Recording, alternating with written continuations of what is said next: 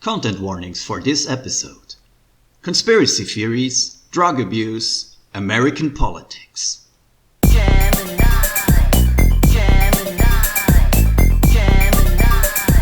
Movie Podcast. Gemini,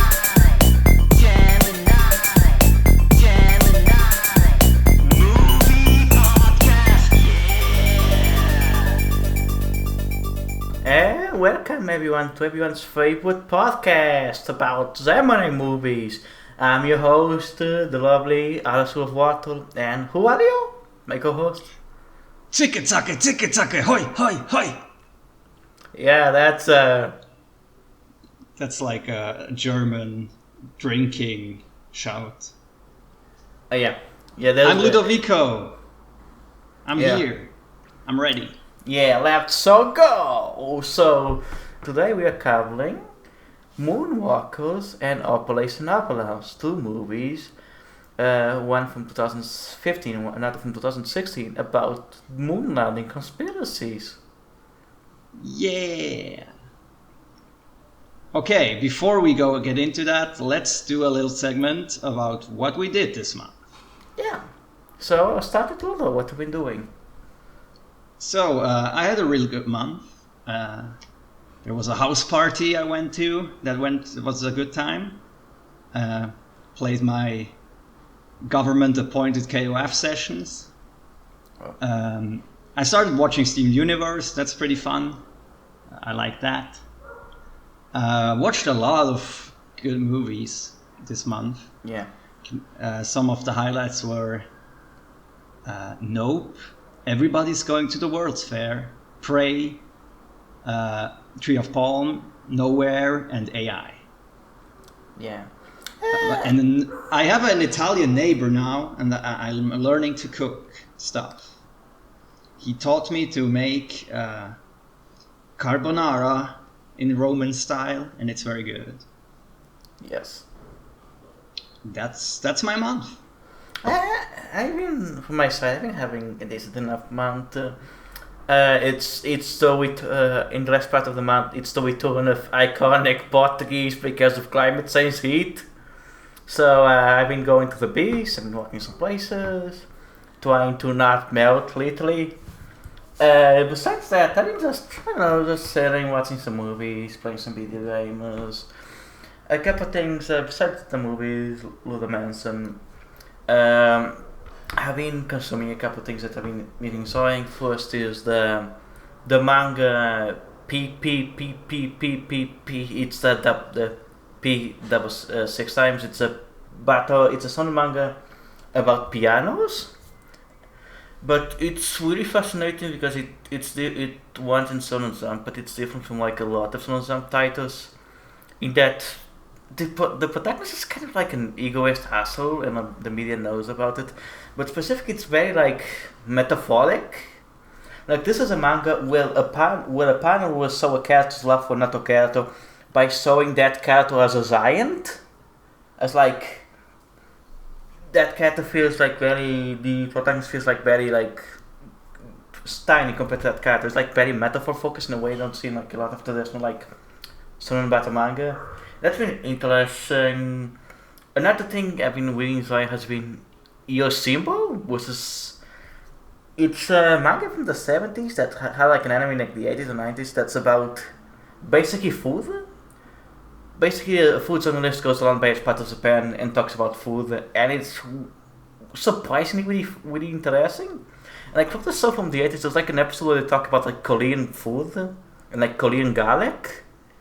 And it's shockingly well handled, and they talk a lot about hey, Japan has a lot of like Korean immigrants and people there, and like they talk about the origins of the food and everything. It's fascinating.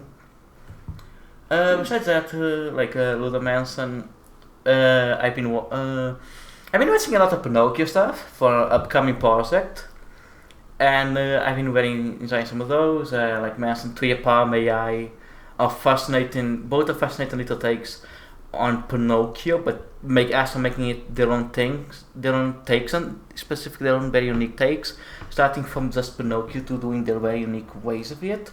This is very much I must first to listen to the source material, and I very much been enjoying it. And last time I watched a couple episodes of Gloria, I think it's called. It's a Portuguese Netflix show. It's a spy drama set in 60s Portugal. It's surprisingly decent. There's some stuff I'm very wary about, but it's interesting to see like Netflix like kind of prestige show made in Portugal. It's for the most part a fine spy story. All right. What else? Also, before we start, we have to, because this goes to our upcoming Pinocchio episode, we're gonna have to talk about Lies of P. It's coming out next. Everybody get hype. Yeah, get hype. It's not coming out this year, so we're not gonna cover it, but get hype for next year. We're gonna talk about it as an addendum episode, probably. Yeah, we could do like a little follow-up where we talk about the game. Yeah. Everyone get hype for Pinocchio. Always. It's important. Okay. You ready? I'm ready? Yes. All the P heads are ready. All the P heads? The P hive. The P hive? Assemble. P heads assemble. Anyway, let's go. SpongeBob, I'm ready. So Okay. Let's start. So let's get to our compare and contrast segment. Just I guess a little overlook here because these are two movies that probably not a lot of people watched. They're both set in the 60s and they're both about faking the moon landing, and they came out in 2015 and 2016, pretty close to each other. Yeah. That's about all you have to know. We can get into the details when we get to like plot and stuff. Yeah. So, Alice, how did you like Moonwalkers? It was it exists. It's a movie. 42% on Rotten Tomatoes. I don't really have a lot to say about it. I'll talk about this more in the segments, but it's just a movie that is just, I feel nothing about it. Place in Avalanche I really like. It's probably one of the best found footage movies I've seen as of like in the last decade or so. It's really fucking good. I really highly recommend people checking out. I really must enjoyed it. Your turn. Yeah, I'm similarly inclined when it comes to these two. There is stuff I liked about Moonwalkers, but Operation Avalanche is way more interesting in what it does and how it does it. Yeah. So, yeah, that's basically my opinion. Okay, cast and acting. Moonwalkers. I mean, the cast is good. Yeah. Like, just to tell you all some highlights, we got some star-studded people here. We got Rupert Grint, Ron Perlman, and the rest are lesser-known actors. But we got two like big lead actors. Yeah. And they do their job well. I think the acting isn't the issue in this movie at all. Like, they probably did the best with what they had, and their character, they convey their characters good. The Robert Sheehan, who is like the tripped out hippie friend of Rupert Grint's character, Johnny. Yeah. He's actually pretty good at being a tripped out guy. Like, I bought that he takes too many drugs. Yeah. Yeah, there's decent acting in this. That's about what I think, and it's well cast.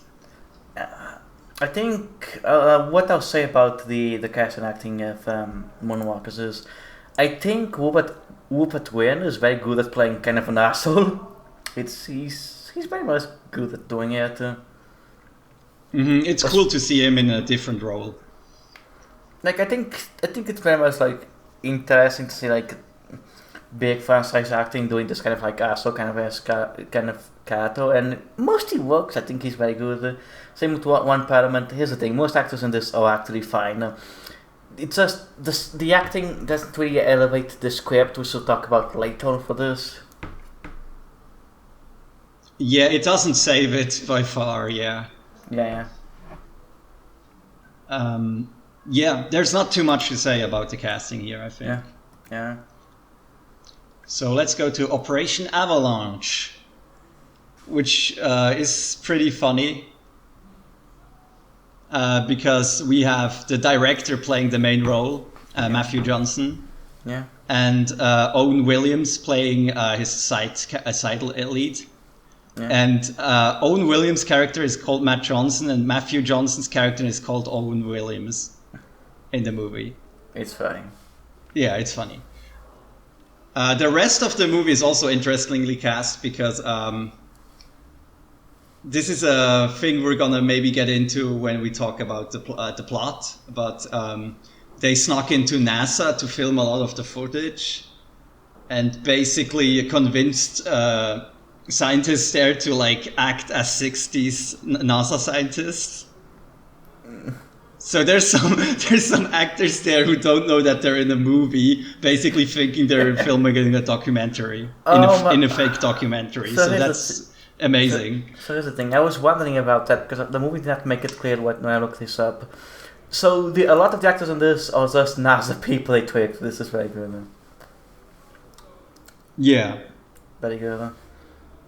It's pretty wild. I think Matt Johnson's and like Owen Williams like acting is pretty good. Honestly, it's very like we're talking more about this when we talk about the directors. They both come from like the YouTube like indie artist like web series scene, and I've seen a couple of those. I don't know how I'm familiar with those type of things. If you watch any of those, Ludo, but the acting is very much like that type of acting.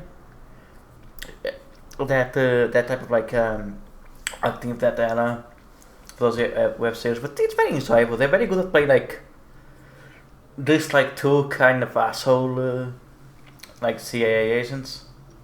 Yeah, they're quippy, and at the same time it's pretty naturalistic. Like you buy that they're these nerdy CIA guys infiltrating the NASA. It reminds me of something like It's Always Sunny in Philadelphia, like a lot of those like kind of assholes comedies. It very much feels in that style with those two characters. Yeah, they don't get like as nasty, but they do like quip at each other a lot. Yeah. What I have here is. Oh, okay. No, I actually already spoke about everything that's in my notes here. Yeah. Good. Let's go to the plot, because that's, I think, where the meat is in both of these. Yeah. So, let's go to Moonwalkers. Yeah, let's go to Moonwalkers. So how did you like the story and script presented in Moonwalkers? It exists, I guess. It exists in a society. Would you say this is a movie that you buy for $3 in like a thrift shop and you watch it once and then forget about it? Here's the thing, you can buy a lot of good movies on a thrift shop, actually. Yeah, you can buy way better movies, but it's like maybe in a DVD store Yes. in like the 2000s, you would buy this for like $3 because they couldn't get rid of it. This feels like what it looks like. You know, you go to like the used corner of like a store, see the DVDs, and you see like, I don't know, like Lord of War, like the Beavis and Butthead movie. You see like a lot of kind of obscure, like not known, or like maybe like kind of famous but not like that famous movies. Well, like you can find them for like 2 years and it's like okay, but then amongst them it's just like you find like the Zughead, the Zarhead sequence and stuff like that. Alongside that, you just go into the bottom of the most sequence you can find and just find these movies with maybe an actor you recognize, maybe the director you recognize, but they just do not talk about. It's like you're finding a Zam. It's like you're finding something from the Ark of the Covenant, but it's just a city movie. Yeah, I think nobody who listens to this has like ever heard of this one. It kind of just came out and no one cared about it. I mean, I have some background stuff here because like this movie was filmed in Belgium. Yeah. And the director, this is his first feature film. Do you want to know what he worked in before this? Okay, give me the law. Car commercials. Oh my fucking god! this guy has apparently directed a car short film for Honda that has like won all the fucking awards for like advertisement films. Well, that's kind of common, you know, because like Michael Bay, David Film, so they came from like commercials and music videos. Like that's common in acting. Yeah, it's just very interesting that he's coming in from this direction when we're gonna contrast later with where Matthew Johnson comes from. Yeah, it's an interesting contact. Going to the script is like, it's not about really the plot. My thing with the weakness of this movie is mostly just the script feels very much like it's sold as a dark comedy, but it's not that funny. And just when it's trying to be funny, the serious moments just have some interesting stuff. Just feel kind of flat because there's no like the tone doesn't mesh well. It doesn't connect well.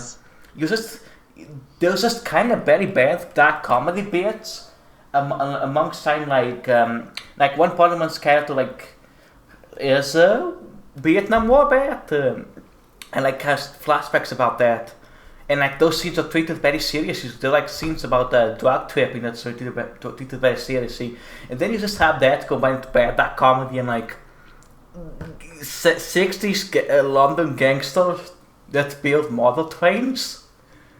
The chap gangsters. No, they're those little lights you need, with the sticks you light fire with. Yeah. Matchsticks. Yeah. They're matchstick models. It's just like the tone feels very, I guess, incoherent would be the word. It just feels kind of like trying to be a lot of things, and it felt as if it would be better as just like a serious movie. Maybe just like a serious crime movie about faking the moon landing. Yeah, I agree that like I think the initial idea what I heard is that they thought it would be funny to make fun of moon landing conspiracies by like making up this wild story, right? Yeah. But then they started adding like serious character drama and conflicts. And the thing is, the tone of the movie feels like somebody trying to imitate the mix of like humor and violence you would see in one of the better Tarantino movies. It feels like very, because I looked up the director of this comes from like BBC like TV comedies, and you can feel like a lot of that. This very much feels like a lesser like Alan Pathways or even like that. You mean the writer, right? Yeah, the writer. Oh, okay. Sorry, I was confused there for a second. I said the actor, right? Yeah. But yeah, this feels like very much like a lesser like. This feels very much in the tone of something like Alan Pathways, Dark Place, Black Adder, also. But just the thing is, it's never really funny. Yeah, that's the thing. That's why I said lesser, because it very much feels like the comedic tradition of like airsy like British dark comedy type shows about like a couple assholes doing something. But it never like those shows have issues, of course, but at least they know how to combine tone of darkness and more serious elements. This just never feels like it goes anywhere with those elements. It feels disconnected. Yeah, it's kind of jarring. I think they wanted to blend like humor and like gritty violence, and it just didn't blend. Like you can do that. There's various pieces of art that can do that very easily, but like. This feels just very disconnected. You can tell like it's a director's first movie because it feels like something that has like maybe some love, maybe some talent put into it, but it feels very like not amateur. It feels very much cold, decent to be the word. Maybe it just feels like incomplete, I guess. To me, it feels mostly like formulaic. Yeah. It very much goes through the motion of a predictable comedy of mix-ups because like Rupert Grint plays manager of a band, and he gets this I think CIA agent to give him money because he just pretends his friend is Stanley Kubrick. Yeah. So he can fake the moon landing. Then he takes off with the money. Of course, that doesn't work. And then they have to actually fake the moon landing. And then and they get into a bunch of hijinks with like the gangsters and a bunch of hippies and the CIA. Yeah, what did they get the director guy who directs the moon landing? And he's just like a totally tripped out, like kind of I guess gay director guy who likes bouncing. That's his entire gag. Yeah. He's into guys and he likes bouncing a lot. He swears also. That's funny when they swear. But it's a lot. He's very pretentious, so they kind of make fun of like pretentious directors and shit. Yeah. Which is funny because like this movie is like the most unpretentious it gets. That's true. Like in that sense, they did show their cards because like this movie is as direct as it gets with like every element. It's just a movie. Also, there's a scene where I think Will Perlman does drugs, and that's funny. Yeah, it's a pretty good scene. That's like one of the best parts visually too. Yeah. Like, of course, it's kind of naive to think that like Ron Perlman having war PTSD, taking like LSD once at a party, and then having sex would like cure all his bitterness. Yeah, it's just like it's kind of there, but I think it's visually an interesting scene. Yeah, it looks very cool. They actually used a camera technique in that scene that was like used in a unfinished 1960s French movie. That's interesting. Yeah, it's very fascinating. It's like something with like a strobe light that you like turn around and then you can like cause an effect that like makes faces look funny and change around. Yeah. It's pretty cool. Like they didn't just do a bunch of CGI, although they do a bunch of like trippy CGI too. Yeah. They also did a lot of practical camera tricks. Do you want to go into Operation Avalanche, or do you have anything else to talk about? I would say like the characters are the best part of that like script, and the plot itself is like very predictable and kind of boring. Yeah, also it's like I like Rupert Grint as like kind of disaster like a man. I like the what about Sihan? I think who played a cat who plays characters in Misfits and like Umbrella Academy. He also does a very good role as like a sleazy person. I think the character writing in this is interesting and kind of funny at moments, but it just needs something else to elevate it. It's just like it feels kind of nothing. It's just a nothing script to it. Yeah, I think when we shift now to Operation Avalanche, we didn't do the plot of Operation Avalanche yet. Yeah, like let's go. The big difference is here. One is like a director that came from advertising and just gets to direct a movie, I guess, because of that. Yeah. And then we have a guy filming a movie as his master work. Like this is for his university in Toronto, I think. Yeah. Like this is his movie for his master work, and he's like it seems to me a person who has like a lot of passion for like making movies and really wants to make like his own style. So we have like two completely different directors with these two movies, and it really shows in like the results. Like what did you think of the plot in Operation Avalanche? It's interesting because like it kind of feels also the reverse of Moonwalkers, where like Operation Avalanche is listed as like a straight drama in most sites, but the plot starts better like dark comedy. You get like this to like CIA people like going inside the NASA because of Russian molars. Then they have to fake the moon landing, and like it goes very much like to this like a mess like asshole kind of like asshole comedy style of like this two kind of bubbling kind of assholes people, and then it gets much more darker as it goes to the point where it ends in basically like a slasher movie moment, which is fascinating to me.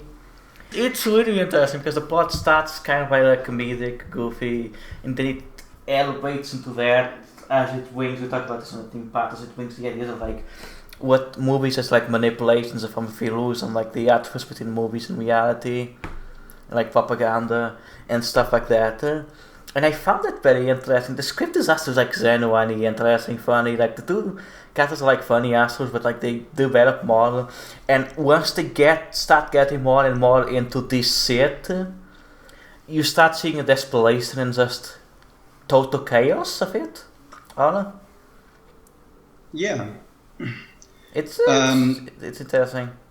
I think if you look at it as a conspiracy thriller, the base plot isn't too special, but it shines in like the naturalistic execution of this full documentary style. Yeah, I think Where they slowly just like it slowly escalates. yeah, like this, like I think if you look just like if you try to rate it as like a trailer, it's probably not the best thing. But all the extra elements from like the character writing to the naturalistic element to just like how it does its themes and ideas, it's fascinating. It's very interesting and very impressive. Like I think this is the director's first movie, right? Not first movie, but like second movie. This is the second full feature, of this Yeah. director, and It's- like it's his masterwork. So he's just like finishing film studies. Yeah. So yeah, this is very impressive, and I think we're probably gonna see like more pretty wild movies from this guy, because for his first movie, he actually enrolled in a school to shoot like a film about like a school shooting. Yeah, so this director plus a couple of people that work this were the creators of Nirvana the Band, the Soul, which was like a web series about following like like a rock band rising up, and like you can see like I mentioned before, you can see like that writing of that era of like web comedies and like YouTube web shows developing in this with how the naturalistic like elements of the go and like the dialogue. It's fascinating, but it feels much more like you can tell the writing has like matured and is a bit more confident with a bit more punchy also.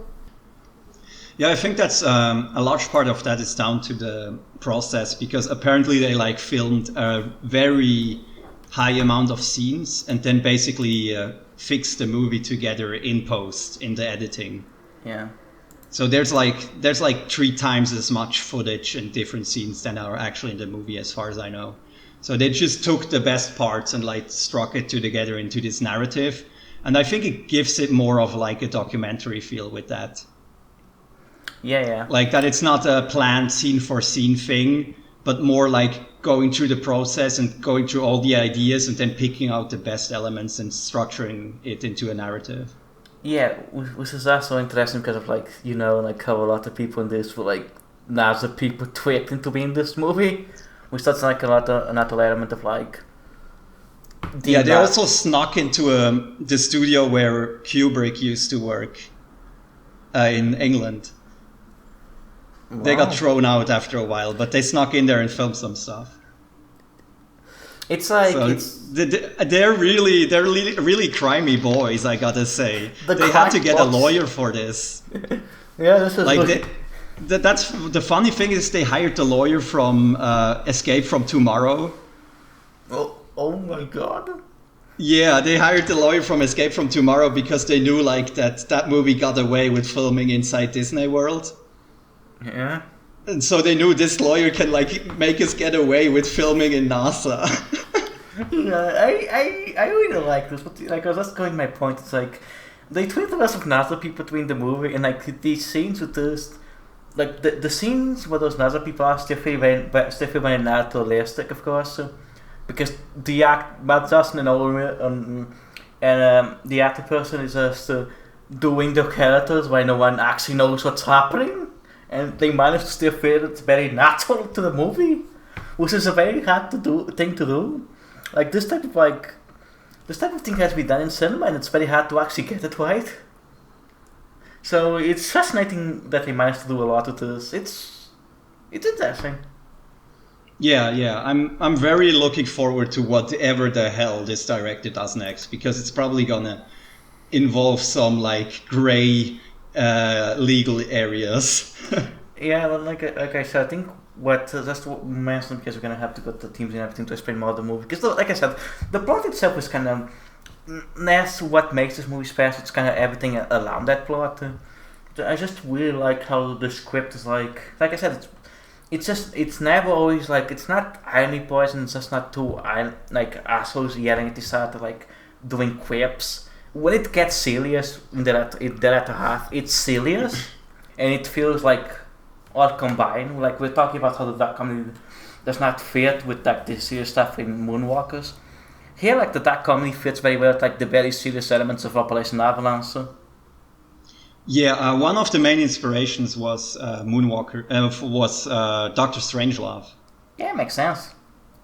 Yeah, like with the weird quippy humor about like the 60s US government and like their weird way to work shit. Yeah. Also, just one more thing. I just want to say the way they managed to get Kubrick in this was very funny. Yeah. They do a lot of like trickery, like to make us believe that they actually met Kubrick. They use like old Kubrick photos, right? Or something. Yeah. They splice it so together that it looks like they're talking to Kubrick. Yeah, I haven't seen. It's a really interesting little thing. Check out this movie. It's good. Okay, let's go to teams. Moonwalkers. What do you think goes on there? There's some stuff about like dealing with the trauma of the Vietnam War, what was happening in the 60s, of course, like UK like countercode, so some vague stuff about like manipulation of media and propaganda. Yeah. I also have dealing with trauma and trying to succeed with the opportunities life gives you. Yeah. Because like it's a comedy of mix-ups and errors, but at the end they like succeed at their mission at like the cost of a lot of shit, but also they learn and grow as people. Yeah. So yeah, that's about it. There's not too much. Like I said, it's a very unpretentious movie. It's almost formalist. I don't even think formulas, because formulas have a versions of like a style. Like there are attempts at style. Like you go watch like a Michael Mann movie to watch like a very like neo-noir like grimy thing. This is just like very workman-like actually. This is like just like workman-like stuff. This is very The Producers. Yeah. Yeah. This is very much we made a movie together. We did a movie. It exists. But yeah, I think. Do you have anything really to say? Honestly, about the themes of this? I like the PTSD angle. Like I said, in this more serious movie, it would have gone better. But the way they explore like hippie countercultural isn't really interesting because the movie is so unpretentious. Yeah, same with like the gang aspect to this. So it's like this is a movie set in the 60s, but the gang aspect feels very much like 70s, like UK, like crime cinema stuff, like Get Cartel, and like that kind of like like Mike and Caine driven like here's a gangster killing another gangster type of movies. Yeah, it's very much like they just needed a central antagonist and they wrote in these chap gangsters. Yeah, it's very much just like kind of out of place. It's just okay. We have some gangsters. We attack. Yeah. We're doing some weird like Get Cattle Miles. Yeah, it's like a forced conflict. I guess you can say the Sap gangsters because they build the thing like the UK Tower. It's like there's something there about like UK identity in the 60s, but like you really have to squint to look at to find stuff about that. It's like you technically can get something, but it's just like I said, it's very workmanlike. It's like there's not a lot to think about it. Yeah, it's very much a movie from a guy who makes car commercial with a script from a guy who makes BBC comedy. Yeah. I don't know. There's much more interesting BBC comedies than this. Probably. I haven't seen many. Dark Place is somehow a much more smarter thing than this. Of course. No, because that's like actually good. That's like actually being bad on purpose. And this is just mediocre. And it's actually like spoofing like like the Stephen King like type of like a like worked out tall white guy. Like it's very much dunking on authors. Yeah. This is just kind of nothing. But yeah, like, do you want to go to Operation Avalanche then? Yeah, let's talk about the teams here because like I have The director actually talked about it, which makes it a bit easy. Yeah. Apparently, it's about big government reach and the shift of US politics in the 60s. Yeah, I can see that. Yeah. I can see that a lot. Like I said, there's an aspect of like how film and media distort reality, but not even just film, like ourselves distort reality. Like the filming of the moon landing, of course, which is fake, but like it's not like the U.S. government has never faked a thing on the U.S. TV or whatever. Like, both directors aren't actually believing in the moon landing, but like Operation Avalanche does a good job at like showing you why people started believing in this. Because the government was like doing so much shady shit. Like, again, this is a movie about two CIA people who find out that they are not going to space that soon, so they decide to fund the moon landing themselves, like doing like very much say these CIA guys said. It's like you can literally Google a list of offers at the CIA and like America was doing in this time. So like the moon landing it stops being the moon landing a conspiracy that's obviously fake, and we start going to like as just a representative to it as like what America was actually doing at the time that was actually real and happening. Yeah, it mentions that one operation, right, where they wanted to fake atomic attack or something. Or no, they wanted to shoot down one of their own rockets and say it was the Soviets. Yeah. And that's actually something they had plans for, the US government. Like, you can even find out that they literally financed the Italian mafia and like some communist revolutionary groups in Italy, so they would fight themselves. And Berlusconi. And Berlusconi. It's like, this has happened a million times. This is what the CIA does. And like, this movie is not just this. Like, there's plenty of movies about fakeness of reality in cinema or not. Also, of course, there's like Orson Welles, like F for fake and like a million other things. It's very much like creators and even critics and even like normal audiences like to, even a lot of normal people like to talk about like the artifice between cinema and art, like cinema and reality. But like this goes in step using that artifice not just to talk about that, but to talk about how that's used by the literal US government, which I find very interesting. And it's so clever how the movie uses techniques to like create this fake 60s documentary to like show you about tell you about the fakeness of like the image of movies and like everything that you see on the screen. Like again, this is a movie where of course they saw it in modern day because we live in modern day, but they did not use a set. They shot this in real life where normal people, what people was just doing their jobs in other places, and they just they did not know they were being filmed in a 60s pseudo documentary about the moon landing conspiracy. When they built the fake moon landing set for the movie, they filmed the scenes where they're building the set for the movie. Yeah. Instead of like hiring actors to like make it look like they were building the set. Yeah, this is fascinating. Like the last specific part of the movie goes into very much like the businessness of like, okay, you done the thing for the US government, now it's time to get removed because your job as a pun has ended. Yeah, and also like you're a liability now because you know the moon landing was fake, so we gotta kill you now. Yeah, it's very much like the snake eating its own tail.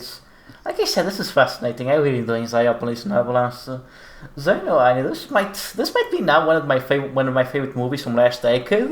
I'm very glad that I watched this. Actually, it's an interesting little thing that does more than just think about how reality is shaped by cinema, because like this has been done in a lot of things.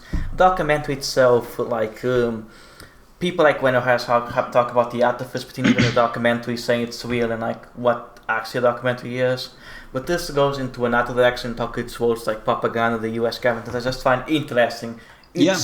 It's a good movie. Five buckets of popcorn out of five. Would solve it. Yeah, I would say this is the most interesting movie to me that we watched on this podcast yet. Yeah. Just because you can think about so many things, and I think if I rewatched it, I would find other details and little things that make you think about the ways movies are made and the ways like governments create narratives and all that stuff. So yeah, good stuff. Good stuff. The cultural relevance. Moonwalkers. No one know. I know Lulu has found some more things about to direct, but I literally could find basically nothing about Moonwalkers. Besides, here's what I found most of the things. I'm just gonna say to our listeners the resource I found while looking at Moonwalkers. I found 3 interviews, like one Q&A and 3 interviews, all with Rupert Grint, from Rupert Grint fan sites, because people care about Rupert Grint and don't care about this movie. Like literally, like I hate mentioning the name of the course, like Magic Boy fan sites, but literally all of these interviews about Moonwalkers, they literally start talking about Harry Potter. They mention Moonwalkers for like a couple minutes, then they go to Harry Potter because people care about Rupert Grint in that fan size and don't care about this movie. So my note here for cultural relevance is I don't know if anybody's gonna vibe with this mix of Tarantino and Fear and Loathing in 20 years. Yeah, like even if this movie had like a wider distribution, I don't know if anybody would care in like a couple years. Even now, nobody cares. Like looking at specifically like what the UK press was saying about this at the time, it's like most people just very mad on it. It's just like 18 years, the movie's not good. Bye. Like I don't want to be mean. I think the movie's actually fine. I don't think it's horrible. Just there's nothing at it. Like I cannot find any fan site for this, and I literally can find on Letterboxd one person that can like any movie. I can find no one that likes this thing or has big emotions to it, which is incredible to me.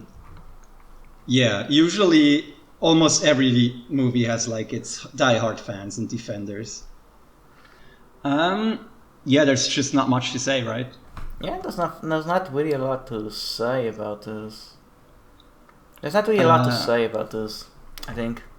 Yeah, in terms of cultural relevance, like I think this will be forgotten. We will maybe be the last people who remember this movie.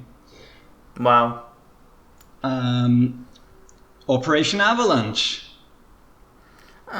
What do you think? It seems to have been doing somewhat well in like the critic circle. Because looking at the interview in this, you find a lot of interviews like even like the New York Times and like a lot of Canadian papers. You find a lot of interviews about this, and people seem mostly to like it. I think the gimmick of this movie worked. The fact that it was they shot in the NASA without them knowing. So a lot of people are very much curious just for that angle. A lot of the interviews with Matt Johnson are just about that angle, because it is a very bold thing to do in your movie. Yeah. And I think people will honestly buy with it. Like if you just say this, if you're a horror head that likes like found footage, like horror, like the first couple, like Paranormal Activities, or like stuff, or more underground stuff, like the occult guy, the Japanese director did like occult and like those type of movies. I think you're gonna like this. There's like a lot of very interesting stuff with how it does like the fan footage like stuff with this. Yeah, there's a kind of paranoia in parts of the movie that people would like, that like found footage horror.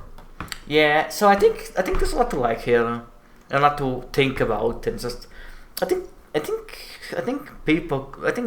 this will survive. Matt Johnson seems to be doing it well from himself, and like this movie seems like it has done well in critic circles and still talked about. Has a lot of reviews on Letterboxd. I think people remember this. Do you think the same, Ludo? My take here is Matt Johnson is probably gonna become a cult director sooner or later. Yes, I agree. Like, he's gonna direct something that's really gonna like stick with people. So this will like gain in popularity when people go to check out his earlier works. Like, this will gain traction over time while his career continues.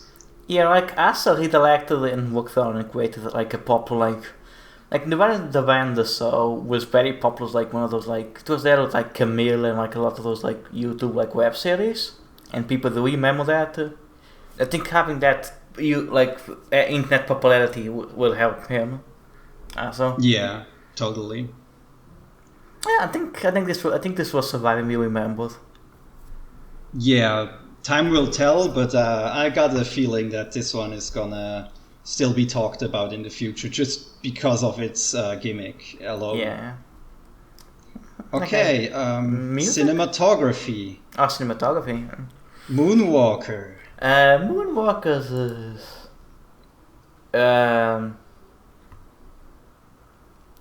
it's shot fine. I think it's shot fine. That's think- a good review. I think I don't really have a lot to say. Like I said, like we mentioned the LSD scenes. I think it's a more interesting shot scene. It's a shot. It's like I said. It's very workmanlike. It's just shot well. Yeah. I like the use of colors and the framing often. The trip scenes are very cool. Like I said, they did some cool camera tricks there.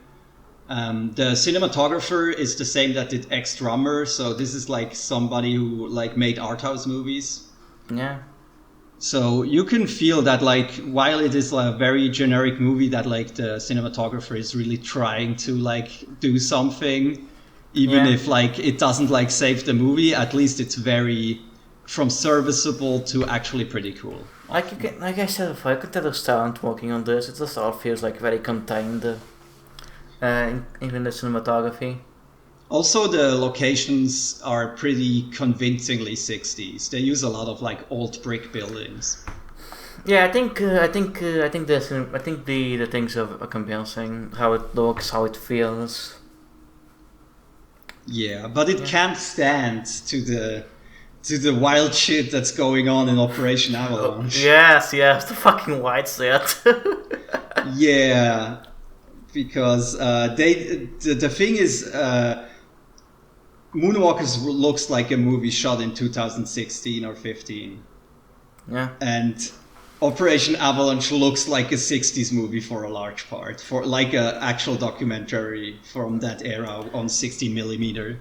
Which is bizarre because again, they just saw it in modern day. Like, they did not even build sets. They just saw it in modern day buildings and everything. But they managed to just like make it look well, like look like a 60s movie. It's incredible. They filmed in a lot of facilities that didn't really change since the 60s from NASA, and then they like digitally removed a lot of like the modern appliances that were around there.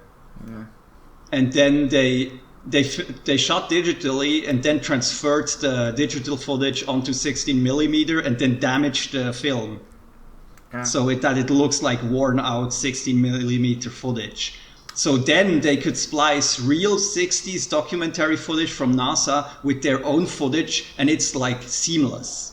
They did some fucking white shit. I adore this. Yeah, this is incredibly impressive. There's a car chase towards the end of the movie that's like a 3-minute long take or something, where they like drive with actual vintage cars, and it looks so convincing. Like it's one of the most convincing like car chases I ever saw in a movie. Somebody compared it to the car chase in Children of Men, which is like one of the bigger compliments you can get for a car chase, I think. Yeah, like I said, I think you mentioned this. The car chase literally looks like something from a slasher movie. To be honest, like. Yeah, looks kind of you horrible. you think they're actually being like fucking followed by a car and shot at. Yeah, you feel like they're being chased by Freddy, to be honest. or like the evil cat from Christine or something. Yeah, it's very good. I highly recommend to check this movie out if you like filmmaking in general I think and like cinematography. Like the cinematography in this is brilliant. It looks fucking good. The scenes where they are filming the moon landing are also very good because they look so retro. It's like Yeah. They managed The way to, they like create fake sets and all, it's all like made in the technology that would have been available at the time. yeah, and also there's like the scene where like I think they are talking with Kubrick, and they put like a camera in a bag to film the scene, and it's really well shot. Like it's literally a camera in a bag. Yeah. The way there's basically always a physical cameraman that is there, but only gets addressed like in a couple scenes. It really adds to the physicality of like, oh, you're watching a documentary. And specific, the way that camera is used in the last scene is brilliant. Yeah, this is a damn clever movie. Damn. This is the cinema, people. The cinema. Yeah, this is the kino. Yeah, we could gush forever about the cinematography. Okay, I think we need to go to music. Yeah, because here is some really funny synchronicity happening. Like the funniest synchronicity I've ever seen, I think. Okay, let's go. Let's synchronicity this music. Oh no, let's just talk about the soundtracks individually first. Okay. So Moonwalkers, what do you think? Yeah, Moonwalkers. It's a lot of like old British like music from the 60s, and like it's used fine. But like it's like they use like Fortunate Son, of course. So, like they use they use other beats, if you know what I mean. They used like a lot of the most generic 60s song you could think of. Yeah. The only thing I'm gonna praise them on for the soundtrack is they use Funky Kingston by Toots and the Maytals. Was like there's a cool montage. Well, the montage isn't too cool, but the song makes it cool because it's an old Rocksteady track, right? Yeah, I think it's yeah. You very much the song itself is from the 70s, but you very much don't see like ska, reggae, like Rocksteady in a lot of movies from the 60s and like a lot of bits from the 60s and like the West. So like it's cool to like just hear some Toots and the Maytals in the movie. Yeah. That's probably the least predictable needle drop in that entire movie. After they use White Rabbit by Samson Airplane in the I think Prez was like executive producer Prez.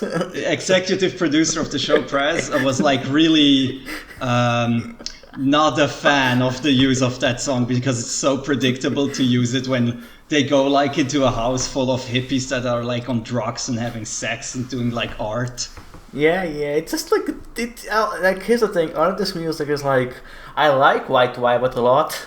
I like Fortunate Son, but like when you're putting music in a movie on a visual media piece, you're not just this slaps.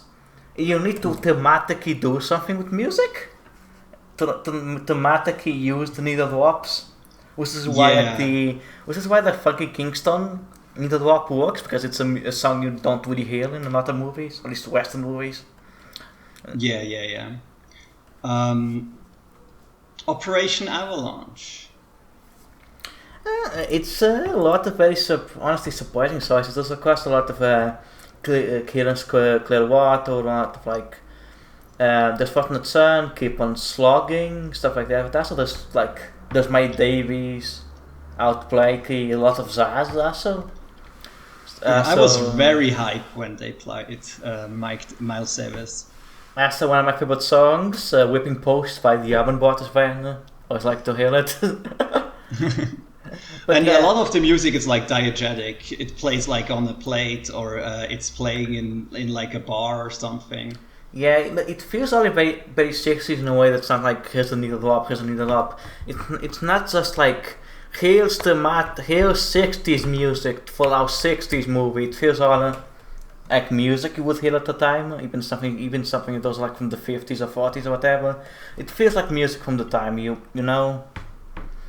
Yeah. It's a bit more organic than in Moonwalkers. It also there's the theme from the Doctor Strangelove is used. This is funny. That's a fun reference to like their own influences. Yeah, so like I think the music is one of my things with music in movies, or at least mainstream movies. It's like Hollywood movies, mostly like Hollywood movies. It's like a lot of your musicals. It's like very much here's a song, and it's not even that they're famous songs. It's like that they're using it in just we need one song. Here's a song from the scene, etc., etc. It feels very mechanical, very much workmanlike.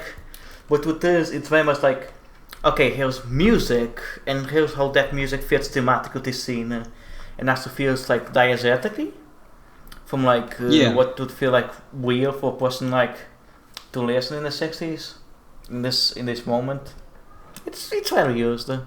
Yeah, here's the funny coincidence, and I must say this must be a coincidence because there's no way. Both of these movies end with a montage from the reactions of like America to the moon landing, and both are scored to Fortunate Son by Green Screen Water Revival. They even use some of the same footage. Yeah. And I don't know how this could happen. I think it's like, I guess it's just like a very iconic 60s song, so you went with the iconic 60s song, like American 60s song. Yeah, but like, that's such a weird synchronicity. It's so weird to me. Yeah, it is weird. Which one use it better? The Fortunate Son. I can't actually like comment on that because it's literally exactly the same scene, more or less. Yeah. It's literally a montage of like footage from that time of people reacting to the moon landing, and that's all. Yeah. It's wild. I don't get it. Like, they didn't come that far. They didn't come out that far apart. So I almost can't believe that like Operation Avalanche quickly like recut and retuned their ending to like fit the one of Moonwalkers. Yeah. I don't buy it. Even though I must think that like they could have been aware of that movie, like Matthew Johnson and his team. Because they're both about a similar thing, and they were like in the works around the same time. But it seems very unlikely. I think if I could ask Matthew Johnson one question, it would be, did you watch Moonwalkers and then just jokingly end your movie the same way? What happened? Yeah, what happened? What happened, Matthew Johnson? What did the dog do? Yeah. Anyway, I think we talked about this. Go watch Operation Avalanche, good movie. Winner of the movie of the Gemini movie fights of the day. Watch Moonwalkers if you want to see Ron Perlman trip on a bunch of drugs. Yeah. If you are a tourist trap maker, if you want to put Quinn tourist traps, get some scenes from there. Yeah, or Robert Sheehan. If you want to see him as like a drugged out hippie. Yeah. Anyway, okay, let's go. Every end of the podcast, I use random order, number generator, to use a number, to pick a number randomly from the twin movies list. So we know which movies. So which next movie we're gonna watch? Which I got number? Let me look. 16, actually. Wow. Oh my God, Ludo! Godspell and Jesus Christ Superstar. Both adaptations of Broadway musicals based on the life of Jesus Christ. Oh no, I have to rewatch Godspell. No. We're gonna talk about the Jesus. Come on and pray for our next podcast. Where we go pray for us. Well, now we become theologians for one episode. It's gonna be a time. Thank you. Okay. Thanks, everybody. First plugins. We plug in us yet. You can find me at one on Twitter, at on Twitter. I have a Patreon. I'm going to link in the description this time. Anything on your side? Yeah.